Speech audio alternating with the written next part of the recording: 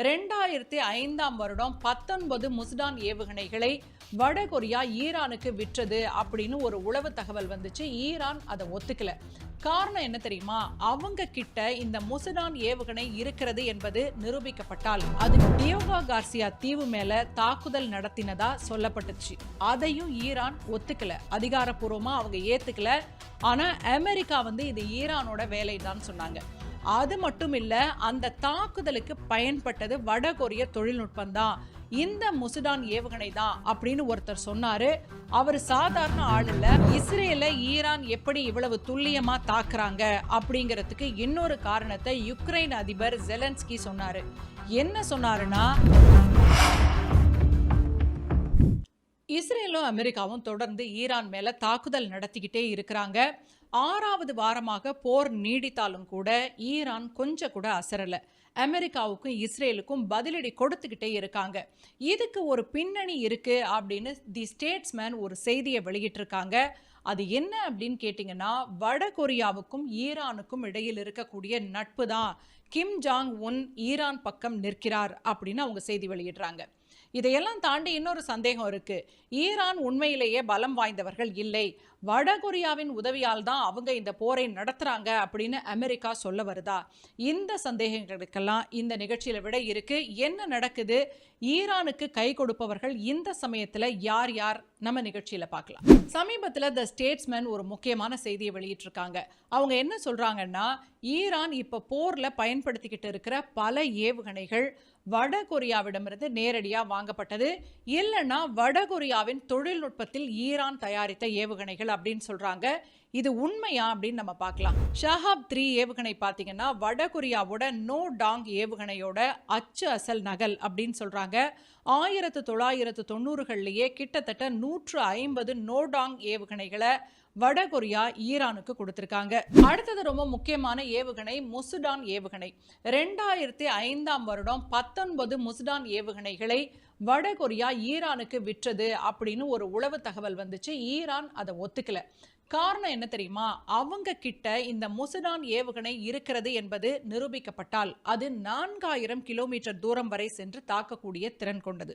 அதனால ஈரான் இதை ஒத்துக்கல. எங்க கிட்ட வெறுமனே 2000 கிலோமீட்டர் அளவுக்கு செல்லக்கூடிய ஏவுகணைகள் தான் இருக்கு அப்படின்னு தொடர்ந்து சொல்லிக்கிட்டு இருக்காங்க. ஆனா மார்ச் 2026 ஈரான் டியோகா கார்சியா தீவு மேல தாக்குதல் நடத்தினதா சொல்லப்பட்டுச்சு. அதையும் ஈரான் ஒத்துக்கல. அதிகாரப்பூர்வமா அவங்க ஏத்துக்கல. ஆனா அமெரிக்கா இது ஈரானோட வேலை தான் சொன்னாங்க.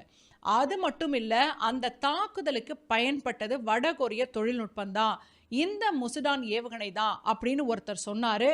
அவர் சாதாரண ஆள் இல்ல. அவர் யாருன்னு நம்ம பார்த்துடலாம். டியோகா கார்சியா தீவை தாக்குனது வடகொரியாவோட முஸ்டான் ஏவுகணை தான் அப்படின்றத இந்த உலகத்துக்கு ஆதாரபூர்வமா சொன்னவர் டாக்டர் ப்ரூஸ் பெக்டால். இவர் சாதாரணமானவர் இல்ல. அமெரிக்காவோட பென்டகன் மற்றும் DIA உளவு அமைப்புல வடகொரிய விவகாரங்களை கவனிச்சுட்டு இருந்த மூத்த அதிகாரி. இவர் எழுதின ரோக் அலிஸ் அப்படிங்கிற புத்தகத்துல ஈரான் எப்படி வடகொரியா கிட்ட இருந்து அணு ஆயுத தொழில்நுட்பங்களையும் லாங் ரேஞ்ச் ஏவுகணைகளையும் ரகசியமா வாங்குது அப்படின்னு விலாவரியா சொல்லியிருக்காரு. வடகொரியா ஒரு விற்பனையாளர், ஈரான் ஒரு வாடிக்கையாளர் அப்படிங்கிறது தான் இவரோட முக்கியமான பாயிண்ட். ஈரான் போர் தொடங்கினதுல இருந்தே அடிக்கடி கிம் ஜாங் உன்னை செய்திகளுக்குள்ள இழுக்கிறாங்க. கிம் ஜாங் உன்னுக்கும் ஈரானுக்கும் என்ன தொடர்பு அப்படின்னு கேட்டீங்கன்னா, தனிப்பட்ட முறையில் உறவு இருக்கிறது அப்படின்னு சொல்வதை தாண்டி அமெரிக்கா யாரையெல்லாம் வெறுக்கிறதோ, யாரையெல்லாம் ஒடுக்கணும்னு நினைக்கிறாங்களோ அவங்களுக்கு ஆதரவா கிம் இருக்கணும்னு நினைக்கிறாரு. சரி, வடகொரியாவுக்கும் ஈரானுக்கும் எப்ப நட்பு தொடங்குச்சு அப்படின்னு பாத்தீங்கன்னா 1979 நடந்த ஈரானிய புரட்சியிலிருந்து தொடங்குது. அமெரிக்காவை பகச்சுக்கிட்ட 2 நாடுகளும் எதிரிக்கு எதிரி நண்பன் அப்படின்ற கொள்கையில ஒன்னா சேர்ந்தாங்க. 2024 சீனா வடகொரியா நட்பு நாடு அப்படின்னு கிம் அறிவிச்சாரு. ரஷ்ய அதிபர் புட்டின் சமீபத்துல வடகொரியாவுக்கு போய் ஒரு ராணுவ ஒப்பந்தமே போட்டிருக்கிறாரு.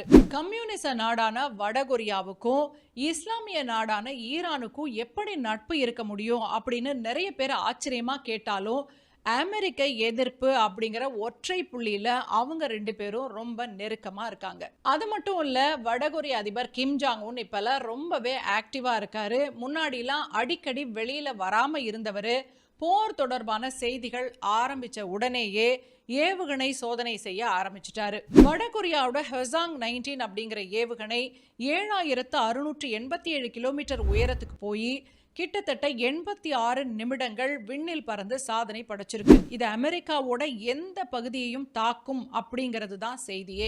ஏவுகணை சோதனைக்கு கிம் அவரோட மகளையும் அழைச்சிட்டு வந்திருந்தாரு. அடிக்கடி அவர் வெளியில் வர்றதோட பின்னணி என்ன சொல்லப்படுதுன்னா, கிம் ஜாங் உன் இந்த ஏவுகணை சோதனைக்கு அவரோட மகளையும் கூட்டிட்டு வந்திருந்தாரு. இது செய்திகள்ல ரொம்பவே பரபரப்பா பேசப்பட்டுச்சு. இப்படி அவர் அடிக்கடி வெளியில வர்றதுக்கான காரணம் என்னன்னா, வடகொரியா எதற்கும் தயார் அப்படின்ற செய்தியை சொல்றதுக்காக தான் அப்படின்னு சொல்லப்படுது.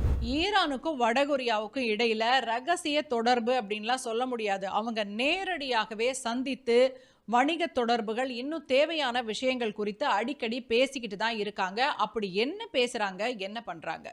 2024 ஏப்ரல் மாதம் வடகொரியாவோட பொருளாதார மற்றும் தொழில்நுட்ப குழு ஈரானுக்கு நேரடியாவே போனாங்க. வெறும் பொருளாதார குழு அப்படின்னு சொல்லப்பட்டாலும் ஏவுகணை மற்றும் அணு ஆயுத தொழில்நுட்ப பரிமாற்றம் தான் அங்க முக்கிய பேசு பொருளா இருந்ததா சொல்றாங்க. அமெரிக்க உளவுத்துறை சமீபத்துல கண்டுபிடிச்ச தகவல் படி பார்த்தா, ஈரானிய விண்வெளி மற்றும் பாதுகாப்புத்துறை அதிகாரிகள் அடிக்கடி பியாங்யாங் போயிட்டு வர்றாங்க. இவங்க ரகசியமா ஏவுகணை இன்ஜின்கள் அப்புறம் நிலத்தடி தளங்களை ஆய்வு செய்வதா சொல்லப்படுது. ஈரானுக்கும் சரி வடகொரியாவுக்கும் சரி சர்வதேச பொருளாதார தடை இருக்கு. பிறகு எப்படி இவங்க பொருட்களையோ இல்ல ஆயுதங்களையோ மாத்திக்கிறாங்க அப்படின்னு கேட்டீங்கன்னா, அதுவே ஒரு பயங்கரமான த்ரில்லர் கதை மாதிரி இருக்கும். வடகொரியா கொடுக்கிற ஆயுதங்களை ஏத்திக்கிட்டு வர்ற கப்பல்கள்ல எண்ணெய் துளையிடும் இயந்திர பாகங்கள் அப்படின்னு பொய்யா லேபிள் ஒட்டி கடத்திடுவாங்க. அது மட்டும் இல்ல, வடகொரியாவோட நம்போ துறைமுகத்துல இருந்து கிளம்புற கப்பல்கள் சீனால இருக்க ஷாங்காய் வழியா துபாய்க்கு வந்து அங்கிருந்து ஈரானோட பந்தார் அப்பாஸ் துறைமுகத்துக்கு போகுது. சமீப காலமா வடகொரியா ஈரானுக்கு சாலிட் ஃபியூவல் தொழில்நுட்பத்தை கொடுத்துட்டு இருக்காங்க. இதனால ஏவுகணைகளை ரொம்பவே வேகமா தயார் செஞ்சு ஏவ முடியும். நம்ம இந்த நிகழ்வுகளை எல்லாம் ஒன்னா வச்சு பார்க்கும்போது ஒரு விஷயம் தெளிவா தெரியுது. முன்னாடி எல்லாம் அமெரிக்கா பொருளாதார தடை விதிச்சா அந்த நாடுகள் ரகசியமா தான் வர்த்தகம் செய்வாங்க. ஆனா இப்போ அப்படி இல்லை. ஈரான் ஆகட்டும் வடகொரியாவாகட்டும் எல்லாத்தையுமே வெளிப்படையா செய்ய தொடங்கி இருக்காங்க. தெரிஞ்சா தெரிஞ்சுட்டு போகட்டுமே அப்படின்னு. அதையெல்லாம் தாண்டி ஈரான் தெரியட்டும், தெரிஞ்சுக்கோங்க, எங்களுக்கு பின்னாடி வடகொரியா இருக்கு, சீனா இருக்கு, ரஷ்யா இருக்கு அப்படின்னு ரொம்பவே வெளிப்படையா எல்லாத்தையும் காட்டிக்கிறாங்க. அதுக்கு காரணம் என்ன தெரியுமா? எங்க கிட்ட வடகொரியாவோட அணு ஆயுத தொழில்நுட்பமும் சீனாவோட நவீன ஆயுதங்களும் இருக்கு, அதனால தேவையில்லாம எங்களை சீண்டாதீங்க அப்படின்னு அமெரிக்காவுக்கு எச்சரிக்கை விடுக்கிறாங்க. முக்கியமான விஷயம் என்னன்னா, ஈரான் கிட்ட 60% வரைக்கும் செறிவூட்டப்பட்ட யுரேனியம் இருக்கு. வடகொரியா உதவி செஞ்சா ரொம்ப சீக்கிரமா அவங்களால அணுகுண்ட தயாரிக்க முடியும். அதுவும் ஒரு கூடுதல் எச்சரிக்கை அப்படின்னு நம்ம எடுத்துக்கலாம். இஸ்ரேலை ஈரான் எப்படி இவ்வளவு துல்லியமா தாக்குறாங்க அப்படிங்கிறதுக்கு இன்னொரு காரணத்தை யுக்ரைன் அதிபர் ஜெலன்ஸ்கி சொன்னாரு. என்ன சொன்னாருன்னா, ரஷ்யா செயற்கைக்கோள் மூலமா ரொம்ப துல்லியமா புகைப்படங்கள் எடுத்து ஈரானுக்கு உதவி பண்றாங்க, நான் இதை ஆதாரத்தோட நிரூபிக்கிறேன் அப்படின்னு சொன்னாரு. இது ராய்ட்டர்ஸ்லயும் செய்தியா வெளியில வந்துச்சு. அப்படி பார்த்தா ஈரானுக்கு பின்னாடி வடகொரியா, சீனா, ரஷ்யா எல்லாருமே இருக்கிறாங்க. இவங்க எல்லாரும் இணைகிற ஒரு புள்ளி எது அப்படின்னு கேட்டிங்கன்னா, அமெரிக்க எதிர்ப்பு தான். இப்படி ஒரு பக்கம் விஷயம் இருக்கும்போது இன்னொரு பக்கம் அமெரிக்க அதிபர் ட்ரம்ப் என்ன சொல்றாருன்னா, ஈரானை முழுமையா அழிச்சிருவேன், ஹார்மோஸ் நீர்ச்சந்தியை திறக்கலன்னா என்ன நடக்கும்னே தெரியாதுன்னு அடுத்தடுத்து கெடு விதிக்கிறாரு. ஆனா ஒவ்வொரு முறையும் அவரே அந்த கெடுவை மாத்திக்கிட்டு இருக்காரு. இப்படிப்பட்ட ஒரு சூழ்நிலையில தான் சீனாவாகட்டும் ரஷ்யாவாகட்டும் அமைதியா இதை பார்க்குறாங்க. ஆனால் வடகொரிய அதிபர் அப்படி அமைதியா இருப்பாரா அப்படின்னு கேள்வி இருக்கு. ஏன்னா அவர் எப்போ என்ன செய்வாருன்னு யாருக்குமே தெரியாது. வடகொரிய அதிபரோட ஸ்ட்ராட்டஜி என்ன? வடகொரியா சும்மா இருக்காது அப்படின்னு தொடர்ந்து அவர் ஒரு நியூக்ளியர் ரெட்லைன் வரைஞ்சுக்கிட்டே இருக்காரு. ஆனா எதுவும் நேரடியா தலையிடல. அமெரிக்கா நேரடி தாக்குதலுக்கு ஏன் யோசிக்குது அப்படின்னு கேட்டா, ஈரானை தாக்க போய் வடகொரியா தன்னோட இன்டர் கான்டினென்டல் பேலிஸ்டிக் மிசைல் ஏவுகணையை தன் மேல ஏவிடுமோ, அது அப்படியே உலக போரா மாறிடுமோ, இல்லைன்னா அமெரிக்காவில் கடுமையான எதிர்ப்பு வருமோன்னு ட்ரம்ப்புக்கு உள்ளுக்குள்ள பயம் இருக்குது. அமெரிக்கா தொடர்ந்து தன்னோட அதிகாரத்தை பயன்படுத்தி தனக்கு எதிராக செயல்படக்கூடிய நாடுகளை ஒடுக்கிக்கிட்டே இருக்கு. இது மெல்ல மெல்ல என்னவா மாறுது அப்படின்னா ஆன்டி யூஎஸ் கொலிஷனா மாறுது. இது என்ன மாதிரியான ஆபத்துன்னு நமக்கு தெரியல. ஒரு புறம் இந்த ஈரான் போர் எப்போது முடியும், எப்போது சமாதானம் ஏற்படும் அப்படின்னு எல்லாருமே எதிர்பார்க்குறாங்க. குறிப்பா வளைகுடாவில் இருக்கிற மற்ற நாடுகள் எல்லாமே பதற்றத்தோட இருக்காங்க. ஈரான் என்னதான் இந்த போரை எதிர்கொள்ள தயார் அப்படின்னு சொன்னாலும் இதனுடைய பாதிப்பு உலகம் முழுசும் எதிரொலிச்சுக்கிட்டு இருக்கு. கிட்டத்தட்ட கோவிட் காலகட்டத்தை விட ரொம்ப மோசமான ஒரு நிலைமையை நோக்கி உலக பொருளாதாரம் போய்கிட்டு இருக்குன்னு சொல்றாங்க. என்ன நினைக்கிறீங்க நீங்க? உங்களுடைய கருத்துக்களை கமெண்ட்ல பதிவு பண்ணுங்க. உங்களுக்கு இந்த வீடியோ பிடிச்சிருந்தா உங்க ஃப்ரெண்ட்ஸோட ஷேர் பண்ணுங்க.